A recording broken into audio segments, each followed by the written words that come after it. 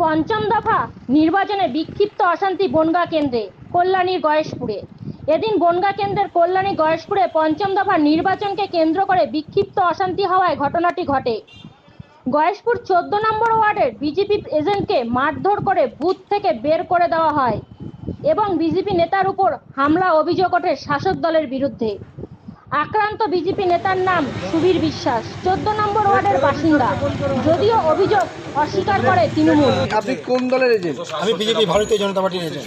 আপনার বুথের নম্বর কত? 267। কি হয়েছে আপনার সাথে? আমি সকালবেলা ওখানে যখন এজেন্ট হিসাবে বসতে যাই, যখন মক্কেল পোলটা হলো, যখন কাগজপত্র জমা নিল, এবার আমাকে ওখান থেকে ধাক্কাতে ধাক্কাতে বার করে চট্টাপট দিয়ে এবার আমাকে ভিতরের বাড়ি থেকে সমস্ত মেয়ে ছেলে এবং বেটা ছেলে মিলে লাঠি ঝাঁটা মেরে ওখান থেকে তাড়াতাড়ি এক বাড়ি থেকে পালালাম।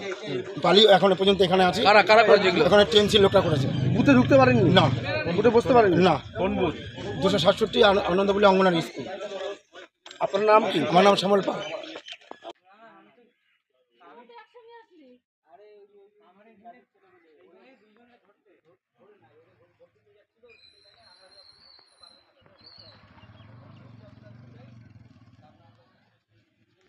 রাস্তায় ফেলে মারছিল। কারা মারলো? তৃণমূলের দুষ্কৃতী।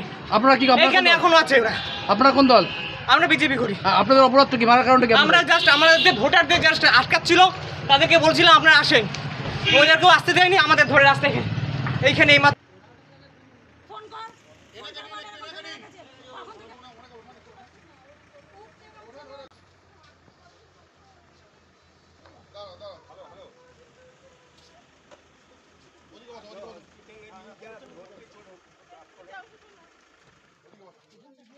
বলুন, এক মিনিট বলুন।